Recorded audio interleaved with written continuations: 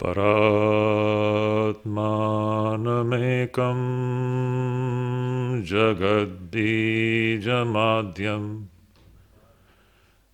niriham nirakaram onkaravedyam yato jayate palyate yena vishvam tamisham bhaje liyate yatra vishvam. Hari Om Tat Sat. Hari Om Tat Sat. Hari Om Tat Sat. Dear devotees, today we are going to start the study of the 7th chapter of Bhagavad Gita. Few months back, we studied the 13th chapter. It was in the month of July. We are not following the proper sequence of the Gita, starting from the first till the last. Somehow, for different reasons, we first studied the 15th chapter, if you remember. In the 15th chapter, we saw that 15th chapter is being described as the very essence of not only of Bhagavad Gita, but of the entire Vedas itself. If you remember, in the last verse of the 15th chapter, Krishna says, Iti guhyatamam shastram. I am telling you this most secret scripture. The 15th chapter in itself is referred to as a shastra. And there Bhagavan Shankaracharya says that this is not only the essence of the entire Bhagavad Gita, but it is the essence of the entire Vedas itself. In those 20 verses, we find everything that we have to know as far as the spiritual life is concerned has been presented to us. So if you all remember, Shankaracharya there very beautifully says, what is presented there? Bhagavat Tattva Jnanam, the knowledge of the true nature of Ishvara, the knowledge of the true nature of the Supreme Reality. And when we have the knowledge of the true nature of the Supreme Reality, the outcome or the result of that knowledge is what? The result is moksham. Bhagavat Tattva Jnanam and moksha phalam. This is what was the essence of the so-called the 15th chapter. Then we came to the 13th chapter, because in the 13th chapter is given the very true nature of the Supreme Reality. Ishvarasya Tattva Nirdharanartham. This 13th chapter started with the idea that what is the true nature of this Ishvara. And we saw that subject is very detailed there in that chapter. Now, one thing to be noted here before we get into the subject of the 7th chapter. The 7th chapter is very closely connected to the 13th chapter. In fact, what we studied in the 13th chapter, that idea is first broached in the 7th chapter. In the 7th chapter, that idea is just introduced. The idea about the true nature of Ishvara is introduced in the 7th chapter. Then in the 13th chapter, we find it elaborately discussed. So today we are going to discuss this 7th chapter, which also will be introducing to us the true nature of Ishvara. Now you see, Bhagavad Gita, or for that matter, the entire Vedanta, Upanishads, They tell us one thing.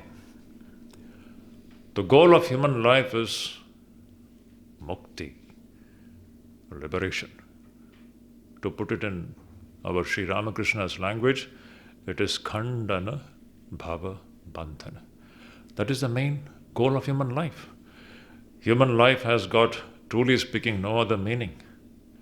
And this khandana bhava bandhana or moksha or mukti takes place, this liberation takes place when we understand the great teaching given by the Upanishads.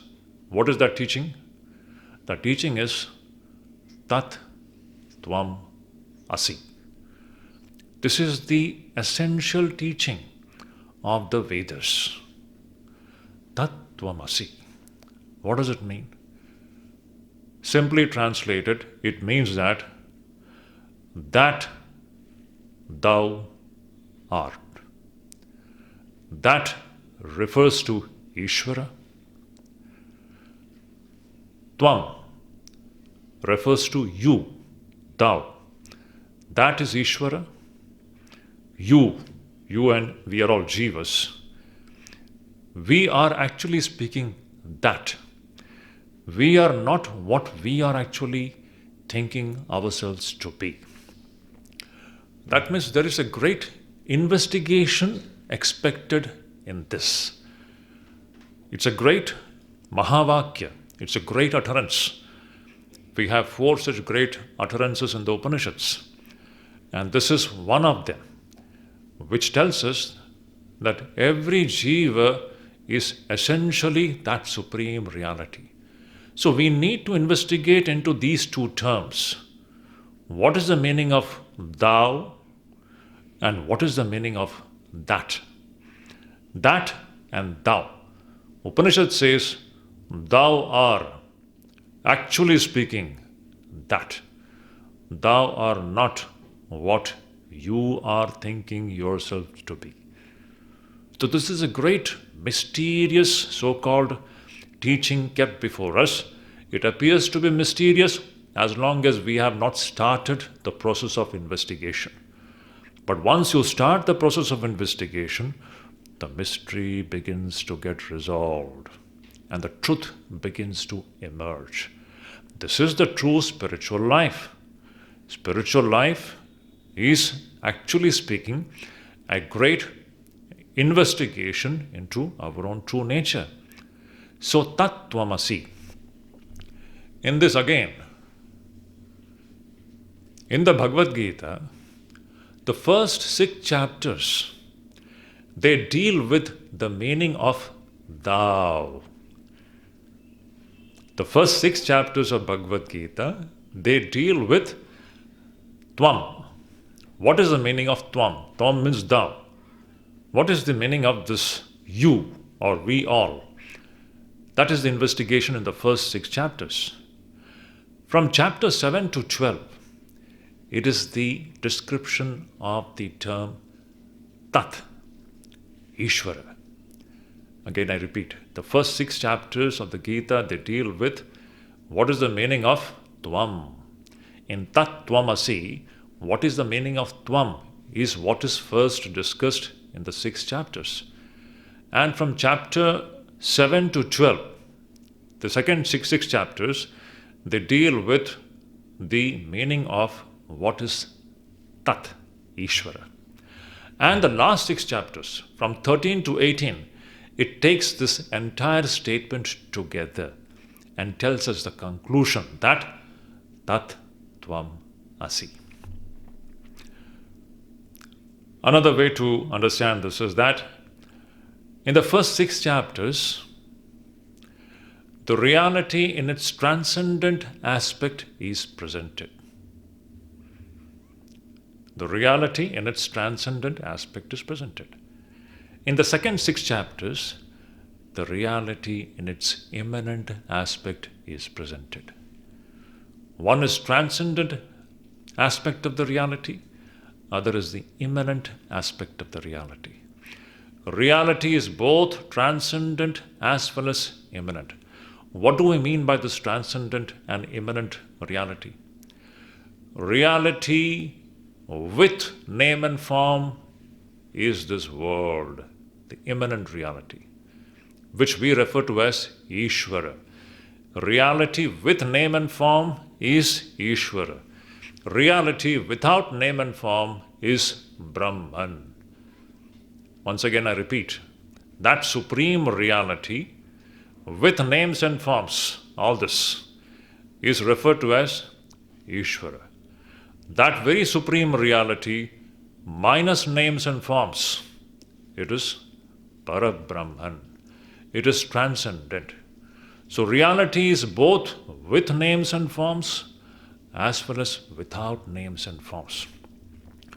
When we have this kind of a complete understanding of reality, then only we are having complete knowledge of the reality. Otherwise, we may take only one aspect of the reality. Mostly it happens. Mostly the human tendency is to always to look upon the transcendent, and we don't understand that this what we are seeing is all the same reality. Now, this was the one mistake which most of us commit. Let me start with that one story from Narendranath's life, Swami Vivekananda's life. Now, that is going to be the discussion of this chapter. It's very important. Narendranath in Kashipur, when he was earnestly wanting to experience Nirvikalpa Samadhi, he was pestering Sri Ramakrishna for a long time that I want to experience that reality minus names and forms. So finally one day, he gets that experience. And then he is praying to Sri Ramakrishna that, Thakur, I want to always remain in that transcendent state. And only once in a while I'll come down to have a little bit of food and drink. This was his prayer to Sri Ramakrishna. Now Sri Ramakrishna is correcting his mistake. To consider that transcendent aspect alone as the reality is a big mistake. Sri Ramakrishna is bringing back the Upanishadic vision. Reality is not only transcendent, it is also immanent.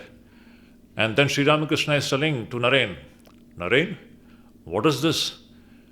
When you close your eyes, it is God, Ishvara. What about when you open your eyes? Is this not Ishvara? This is all nothing but Ishvara and Ishvara alone. This is the mistake which Naren was going to commit, but which was corrected by Sri Ramakrishna. You close your eyes, you experience your transcendent dimension. You open your eyes, that very thing which was transcendent is pervading here. Everything is nothing but that one supreme reality. This is the vision of the Upanishads. This is the ultimate picture of reality. Nirguna as well as Saguna. Not only one, but both sides. Nirguna, Saguna, both together is the supreme reality. Transcendent, immanent, impersonal, personal. Now, all these great incarnations, they were all the great exemplars of this totality of the reality, both transcendent as well as immanent, both formless as well as with forms. That is the complete picture of reality that we get in our great scriptures. This we find demonstrated in the rishis of the Upanishads. We find it demonstrated by Sri Krishna. We find it demonstrated by Shankaracharya. And we find it blazingly demonstrated in the life of Ramakrishna and Vivekananda. It is that complete vision of reality. One more point before we get into the verses of this chapter. Sri Ramakrishna says, this I often say, when we study Sri Ramakrishna's teachings, gospel, we stress upon many of his teachings. We will find many teachings in Kathamrit, in the gospel. But personally, I feel his most practical.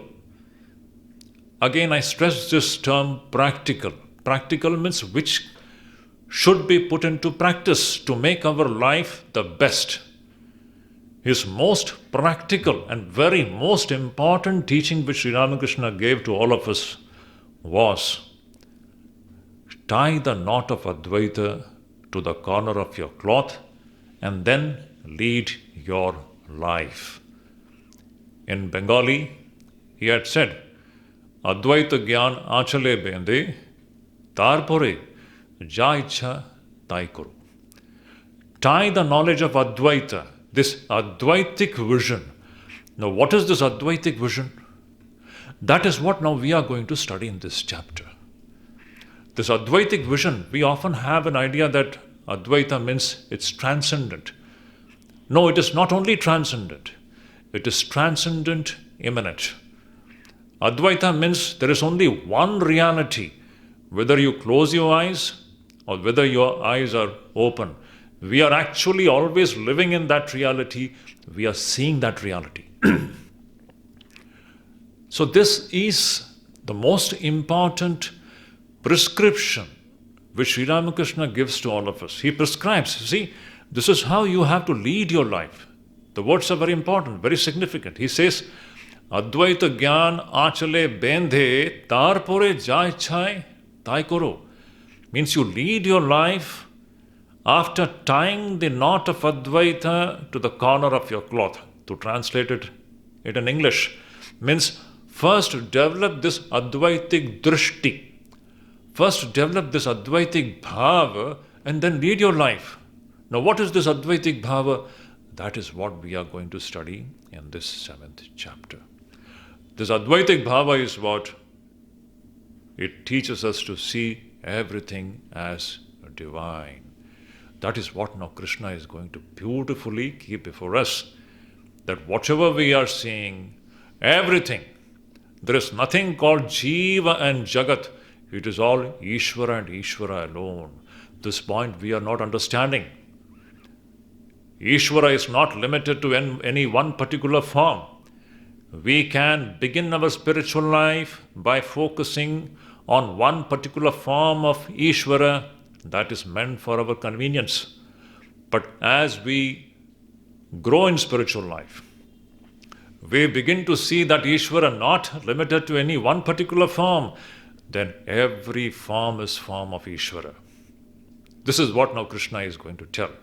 Krishna says, whatever we are seeing is everything, it is nothing but Ishvara and Ishvara alone.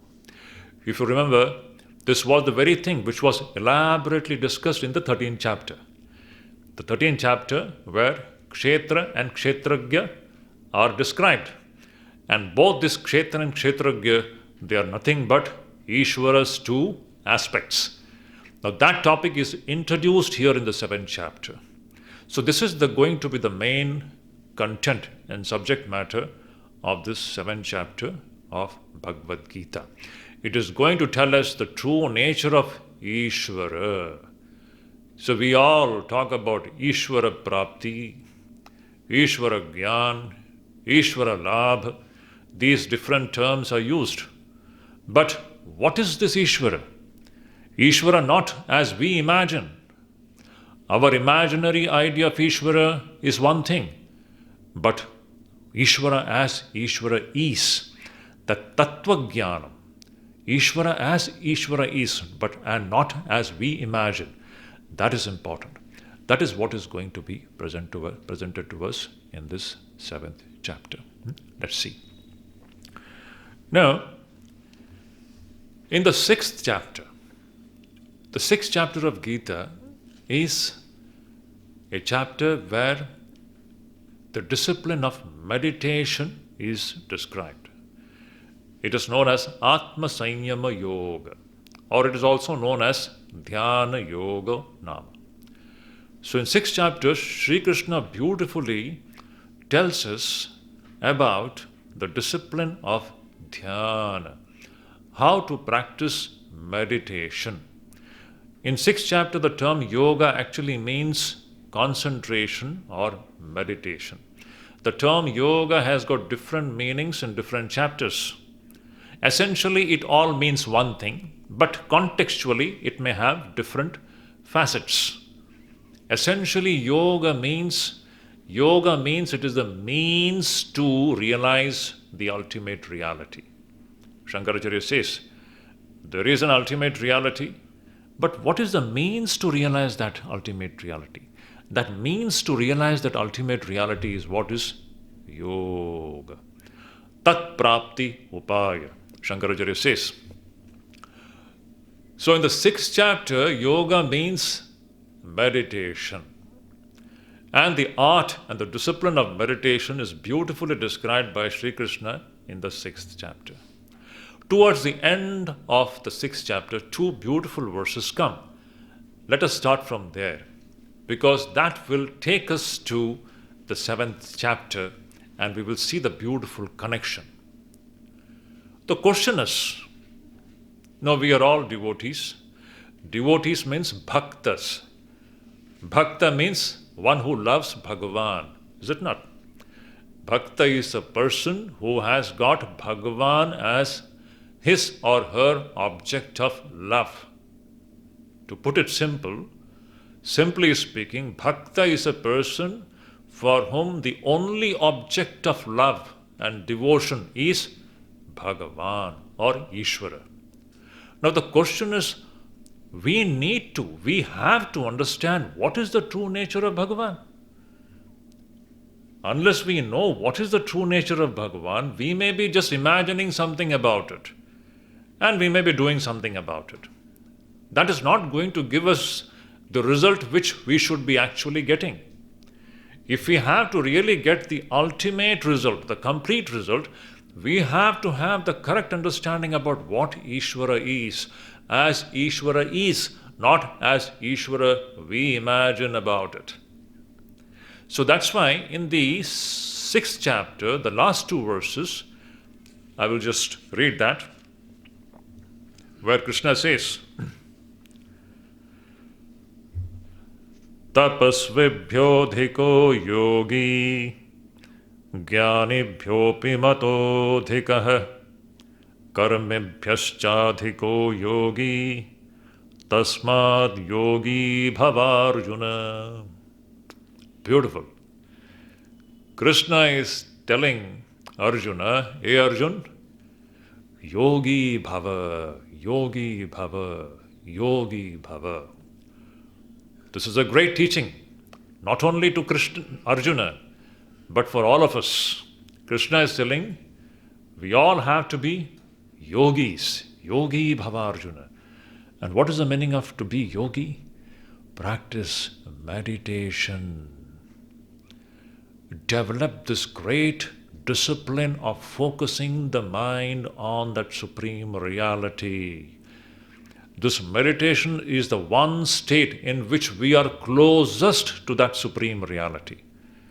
Once again, I repeat, meditation is that state in which we are closest to that supreme reality. We begin to perceive it. It's a wonderful, the greatest discipline that a human being can undertake. And we should understand that it is human beings alone who can meditate. Animals don't meditate. Have you seen cows and horses and dogs and cats sitting for meditation? They cannot do it. They don't have the faculty to do it. It is human beings alone, literally alone. It's an exclusive faculty given to human beings alone. That's why Shankaracharya, in his majestic way, starts his Viveka Chudamani with this very idea. The glory of the human body.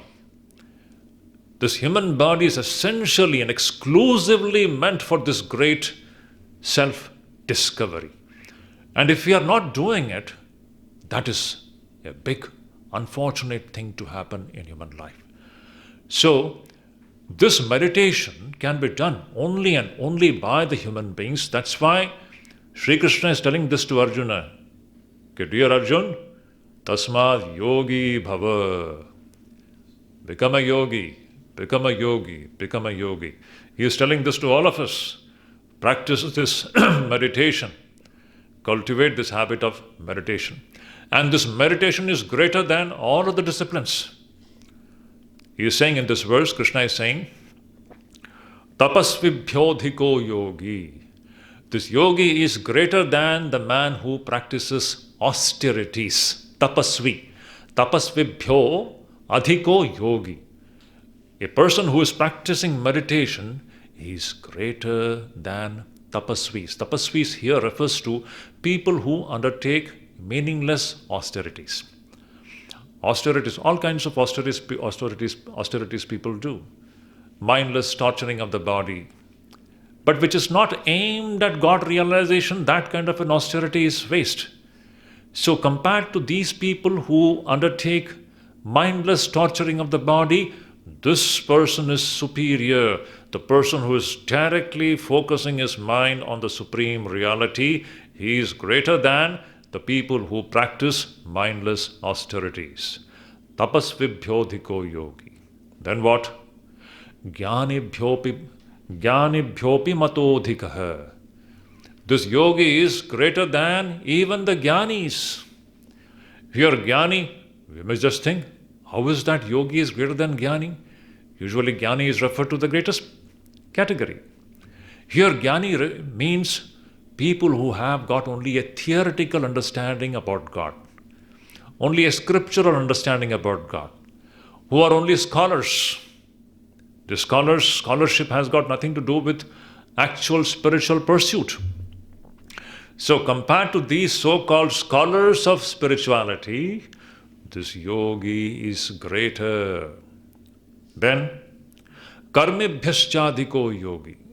The yogi is even greater than karmis, people who are engaged in all kinds of worldly activities.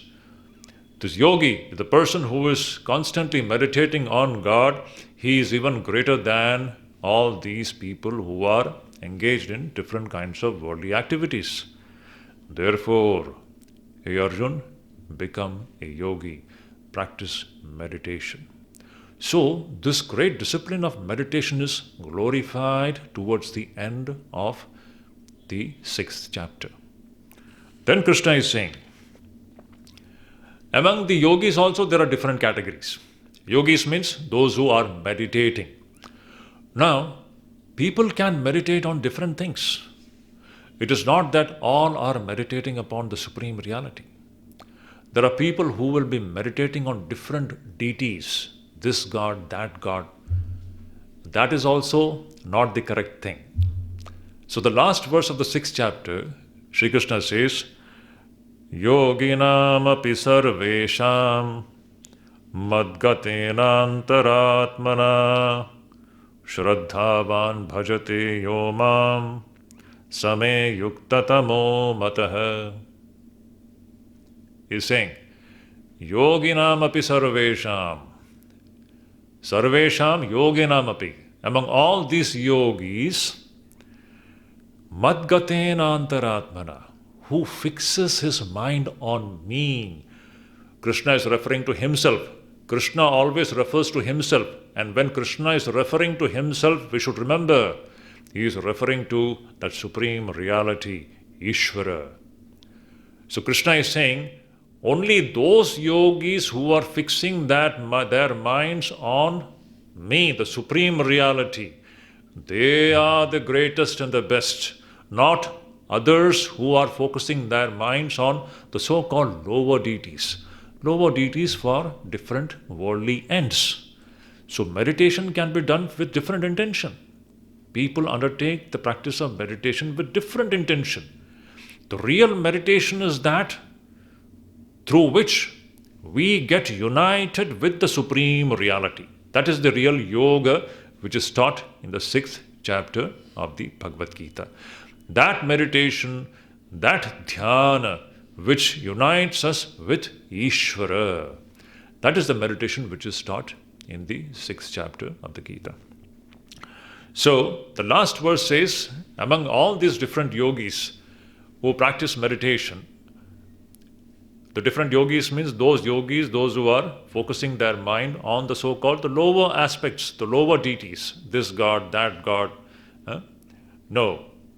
The real yogi is that person who is fixing his mind on the supreme reality, Ishvara. He is the best among all the yogis. Now, this becomes the context and the background for the starting of the 7th chapter. Now, what is Krishna saying in the 6th chapter? We all have to become yogis. Yogis means we have to take up this discipline of meditation seriously. We have to take up this discipline of dhyana very seriously. Dhyana on what? Dhyana on the supreme reality, Ishvara. Now the next question comes, what is the true nature of Ishvara? We can imagine Ishvara in so many ways. We have presently different ideas about Ishvara. Different ideas about Ishvara is not Ishvara. What is Ishvara as Ishvara is? That is the question. That is what is introduced in the 7th chapter so that we can meditate on Ishvara as Ishvara is. So Shankaracharya beautifully says that the 7th chapter is meant to introduce the subject of the true nature of Ishvara as Ishvara is and how to fix your mind on this Ishvara. Because by gaining the experiential knowledge of Ishvara alone, we are going to get the result of moksha. It is the experiential knowledge of the Ishvara alone which gives us moksha phalam, not the theoretical knowledge.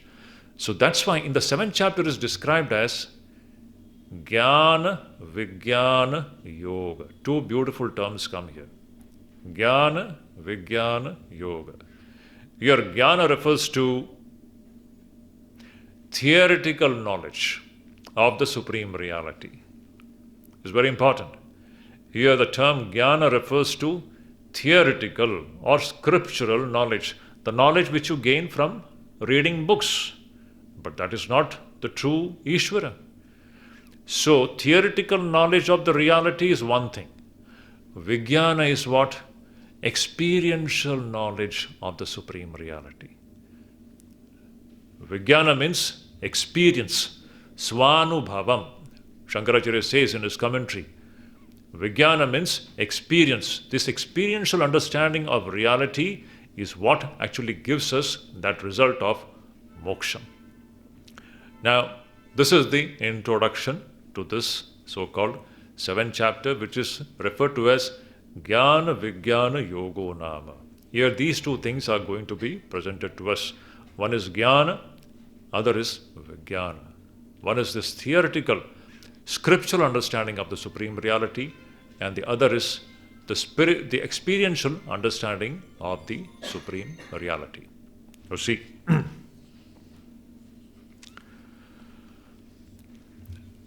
in this, as I said, this from the 7th chapter onwards, from 7th to 12th chapter, we will find it is full of bhakti, actually speaking. Bhakti. Ishvara's immanent aspect is discussed here.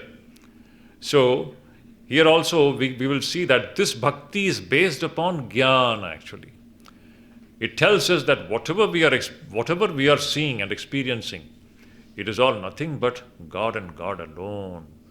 And this person, some of the very beautiful statements come in this chapter, amazing statement which come in this chapter. And this very idea gets elaborated in the 13th chapter. So I'll be correlating this with what we studied in the 13th chapter. That will be like a revision. If you all remember, the first two verses of the 13th chapter tells us the whole story. What is Kshetra and what is Kshetragya? I'll revisit those ideas at the proper time so we can connect. It is a complete picture of reality, seeing God with our open eyes. So here Krishna is saying, the first verse, Maya sakta mana partha yogam yunjan madashrayah Asamshayam samagram mam yatha gyasyasi tashrunu. Krishna is saying here, Mai asakta mana partha yogam yunjan madashraya asamshayam samagram mam yatha gyasyasi tashrunu. Listen from me. Krishna is saying this to Arjun. Hey Arjun, listen from me. Listen what? Those people who are attached to me, my asakta mana, those so-called seekers of truth. One thing we need to keep in our mind very clearly. We are all seekers of truth. We are all seeking the supreme reality. Spiritual life is nothing but seeking the supreme reality. We are all seekers of the supreme truth.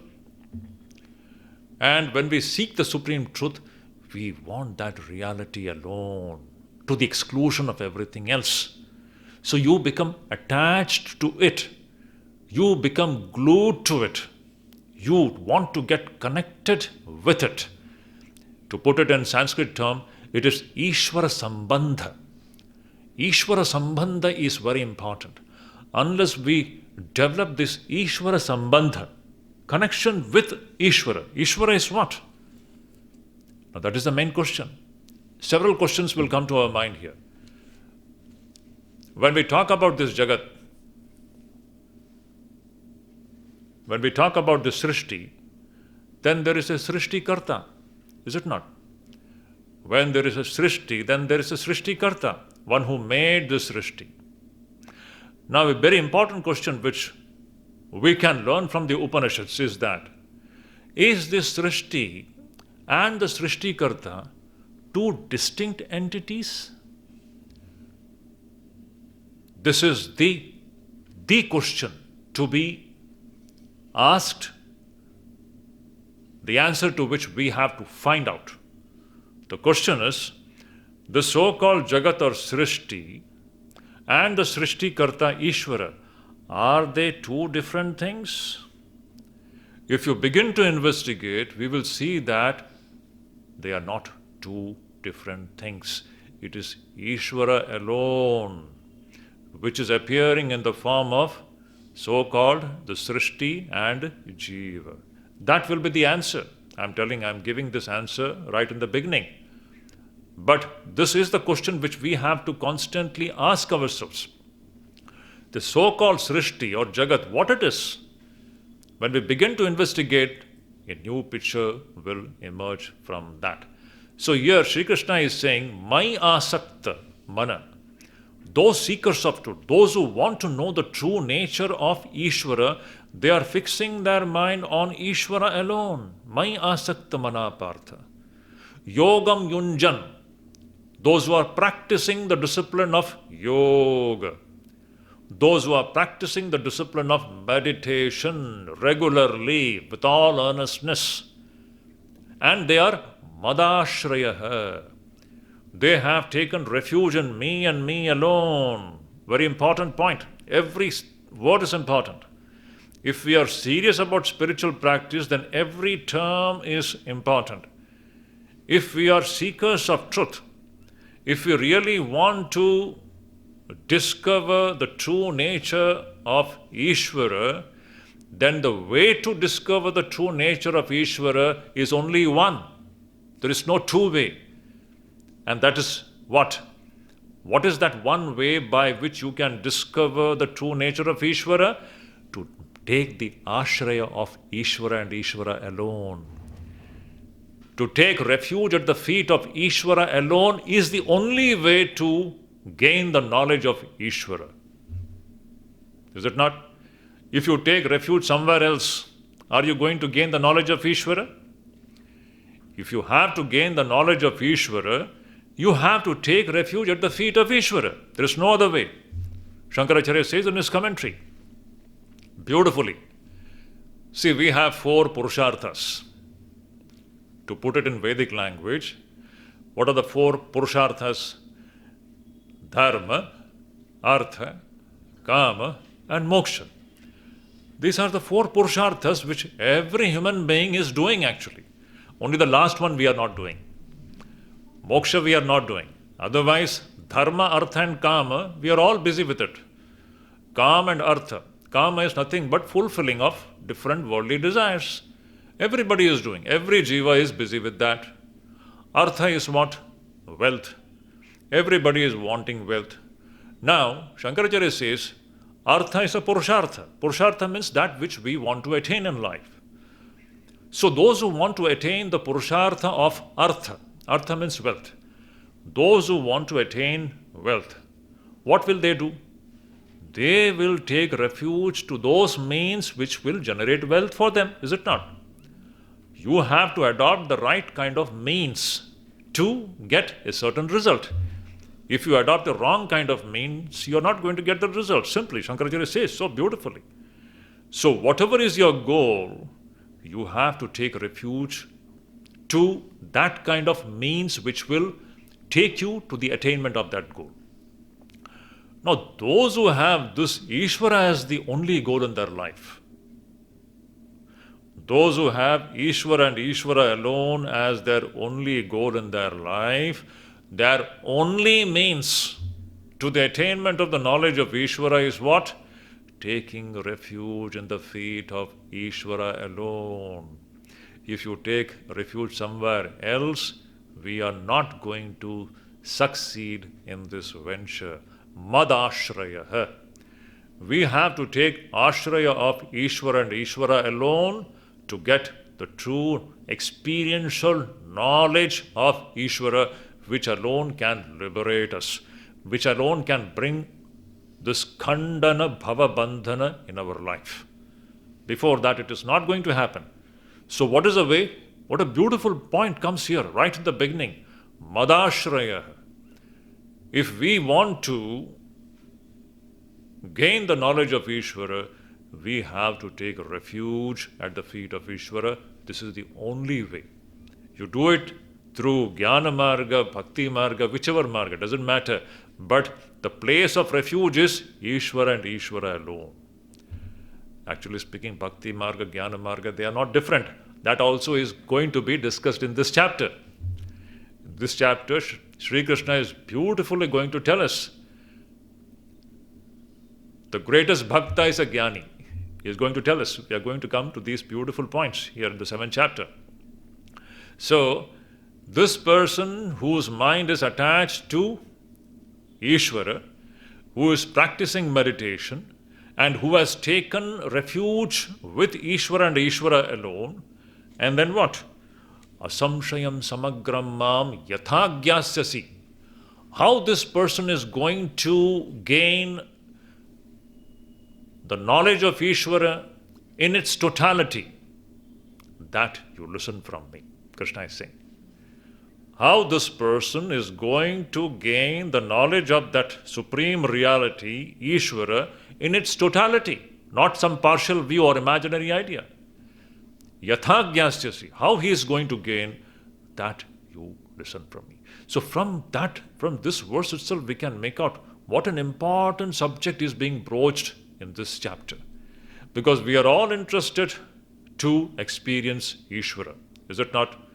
As devotees, as bhaktas, our only concern, a bhakta's only concern will be to experience Bhagavan. How you are going to do that? Listen from me.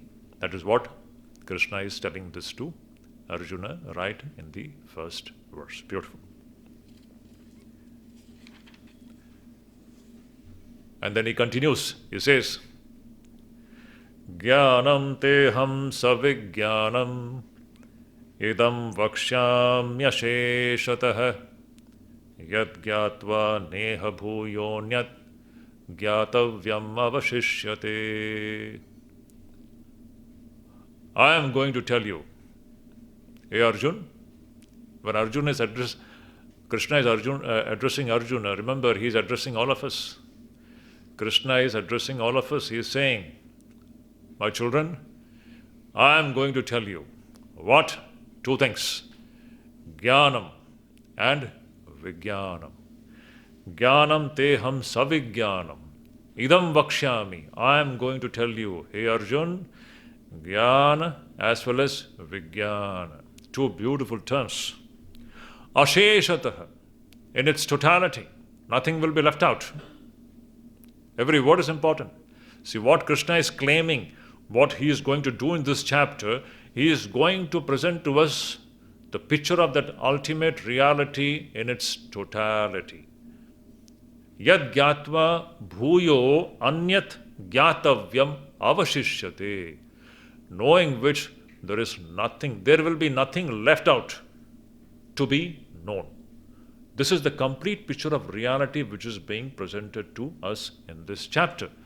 Now the two terms which come here, jnana and vijnana. Now this term jnana is used in different senses in different contexts. In our Vedantic literature, we should understand the term jnana is used, or it has got its meaning in different ways based upon the context. Here the term jnana means theoretical knowledge, or the knowledge gained from the scriptures, or verbal knowledge, or we may say conceptual knowledge. Concept, you're just forming a concept in a mind. Concept of Ishvara is not Ishvara. 99.99% of the so-called human beings, we have only a conceptual knowledge of Ishvara. We have formed some concept. But this concept of Ishvara is not Ishvara. The real Ishvara is experienced through savijnanam, vijnanam. Vijnanam refers to that experiential knowledge of Ishvara. So vijnana refers to experience, realization, the knowledge which one gains through direct experience. The another very technical term used in our Vedanta is aparoksha anubhuti. One is paroksha jnana, another is aparoksha jnana.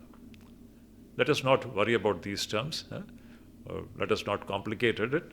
Simply speaking, paroksha jnana means theoretical knowledge, and aparoksha jnana means direct experiential knowledge of reality. To put it in Sri Ramakrishna's language, Sri Ramakrishna very beautifully says, some people have heard about milk. Some people have drunk milk. Is it not? They're two different things. You can hear about milk, you can form some idea about milk from what you have heard. But that idea of milk, is it milk? The idea of milk is not going to nourish you. You have to drink the milk to get the right nourishment. So that drinking of the milk is what is Vijnana. That is what Sri Krishna is referring to in this chapter. Conceptual knowledge and then experiential knowledge. Jnanam teham savijnanam idam vakshyami asheshataha. I am going to tell in totality about the Supreme Reality. After knowing this, my dear Arjun, there will be left nothing more to be known. You will be knowing everything in its totality. This is what is the point which Krishna wants to keep before us in this 7th chapter. Now, this last statement is very important. Krishna is saying that yad gyatva bhuyo anyat gyatavyam avashishyate, knowing which there is nothing more to be known. This is going to happen. Just imagine, if you know this reality as it is going to be presented in this book, the reality in its totality, if any one of us gets it, what is going to be the outcome of this? Shankaracharya says, that person will become omniscient. That person will become omniscient. Omniscient means what? Sarvagya. He knows everything. There is nothing left to be known. This is the outcome of this experiential knowledge of this Supreme Reality. He will become all-knowing. This is the super excellent fruit.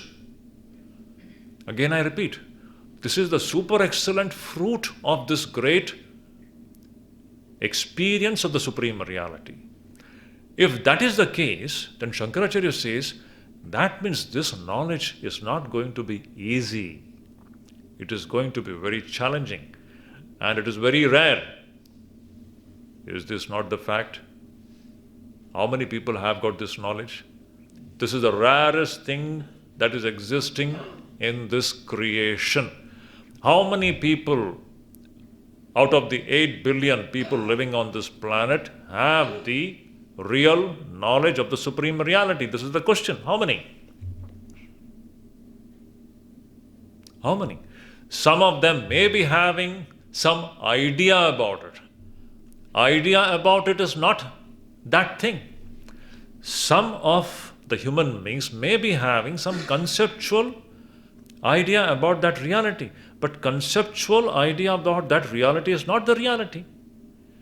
The real experiential understanding of this reality is got only by very few people. That means it is very difficult.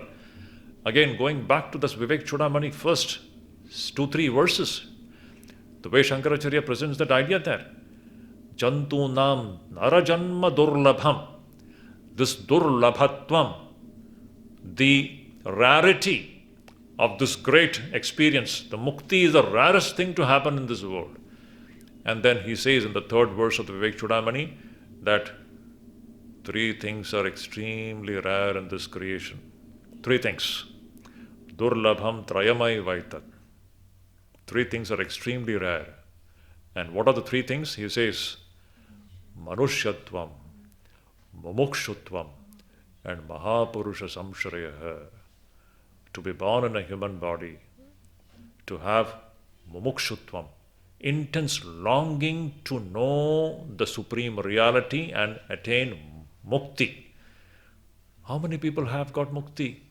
Ichha, Moksha Ichha. How many people have? Very rare. And lastly comes Mahapurusha Samshraya, the blessings of a great teacher, a teacher who can show us the right way. Okay, my dear child, you go this way and you will reach your goal. If somebody has got all the 3, Shankaracharya says, this is happening by Ishvara's anugraha, Devanugraha Hetukam. The point is Durlabhatvam. Durlabham. It is very rare and very difficult to get this. That is what Krishna is telling here in the next verse, in the 3rd verse. So this knowledge, when anyone has got, this knowledge is such that that person will become sarvagya. He will become omniscient. That itself proves that this knowledge is very rare. It is very durlabham. It is not easily got. That idea is presented in the 3rd verse where Krishna says, how is this difficult and rare? Krishna is saying, Manushyanam sahasreshu kaschid yatati siddhaye yatatam api siddhanam kaschin mam veti tatvatah. A beautiful verse.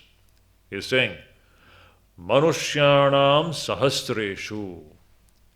Among 1,000, if you take 1,000 persons, Sahasra means 1,000. If you take 1,000 persons, among the 1,000 persons, maybe 1 person strives to attain perfection.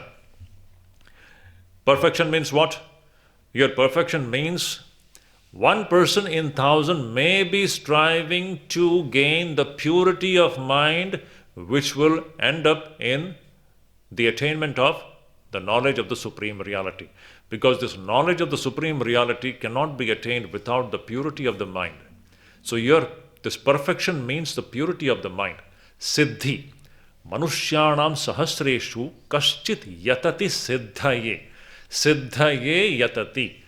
Maybe 1 in 1,000 persons may be trying and striving to attain purification of the mind, which will take him to the attainment of the Supreme Reality. 1 in 1,000 person may be trying. Then Sri Krishna says, Yatatam api siddhanam. Even among those people who have attained the purification of mind to a great extent, even among them, maybe 1 may succeed in gaining the knowledge of the Supreme Reality. Yatatam api siddhanam kaschin mam veti tattvataha. Every term is important. Kaschin mam veti tattvataha. Maybe one person may succeed in gaining the knowledge of Ishvara as Ishvara is. Tattvataha as Ishvara is. Only 1 in 1,000 maybe. So here Sri Krishna is saying that among 1,000 persons who are striving to attain purification of the mind through which they can attain the supreme reality, the knowledge of the supreme reality, one may be there. Only 1 in 1,000 persons may be striving for that. And among those people who have attained this purification of the mind to a great extent, maybe very rarely one person may succeed in knowing the true nature of this Ishvara which we are talking about. That shows the difficult kind of this enterprise. It is not going to be easy. Now here many things come. Very important things will come now. Unless we have Viveka and Vairagya, that is the only difficulty. Difficulty is only nothing but absence of Vairagya. Difficulty is only our attachment to the so-called the worldly things. Attachment for worldly pleasures. That is the only obstacle. The only obstacle on the path to this discovery of the supreme reality called Ishvara is what? Our desires. Kamana. That is the only thing which makes this enterprise difficult. A person who has got no desires in his mind, no hankering for worldly things, for that person, this is going to be a very easy enterprise. So what makes this enterprise easy or difficult is only one factor, that is kamana. So now we will slowly look into these points. So here Sri Krishna is saying that one perhaps in 1,000 may strive to attain purification of the mind, which takes him to the attainment of the supreme reality. And even among those who have purified themselves to a great extent, maybe one person may succeed in gaining the knowledge of that supreme reality. That shows the difficult nature of this enterprise.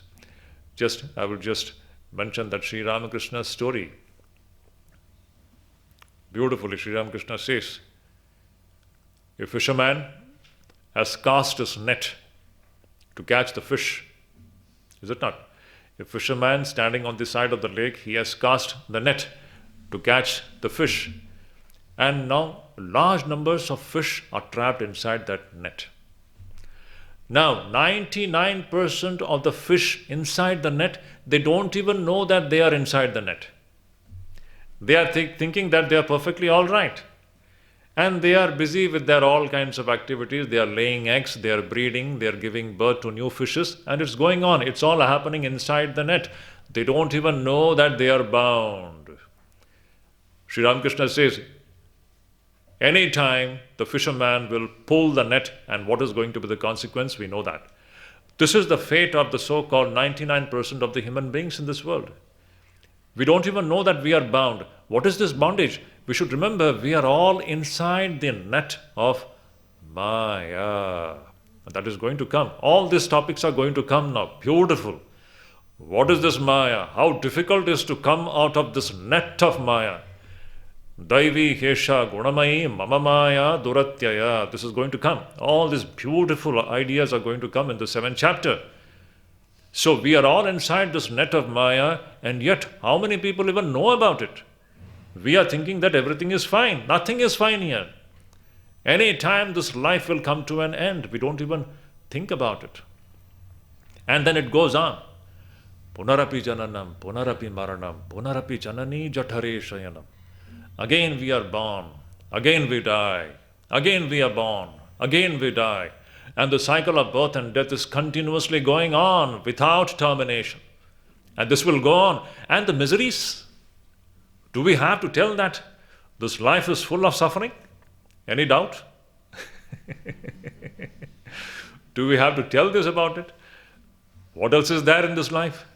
To be trapped in this so-called net of Maya, it's all suffering.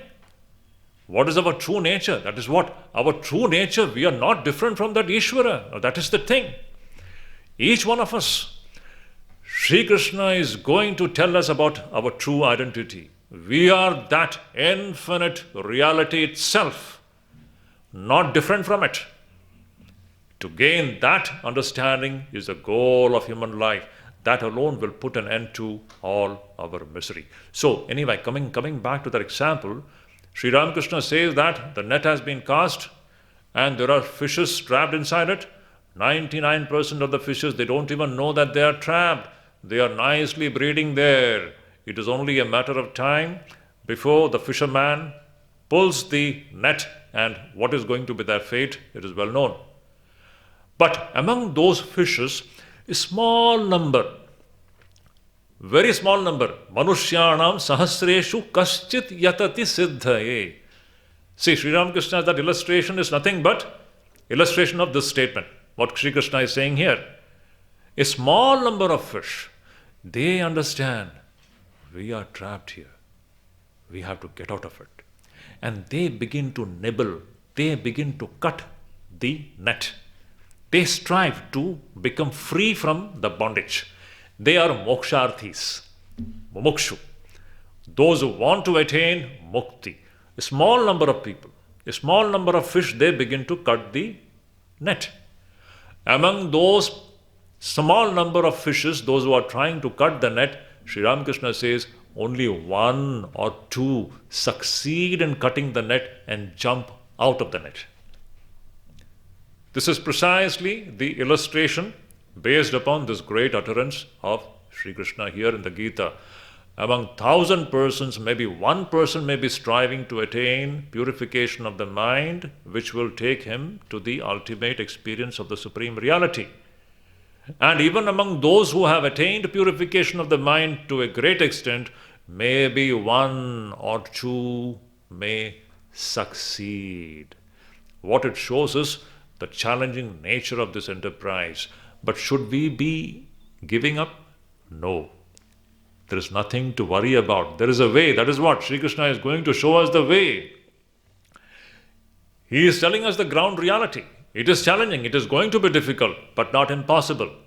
If we do what we are asked to do by these great masters, we too can succeed. It is not a pessimistic kind of a presentation here. It is fully optimistic. It's fully filled with a great possibility that one day we can break this bondage and come out of it. That is what Sri Krishna is going to tell us in the following verses. So next week, next Sunday is actually 22nd December. It is Sri Sri Mas Titi Puja. But we shall be having our class here. So those who can come, you can come.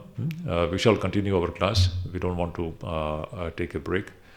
So we will meet next Sunday at 5:30 p.m.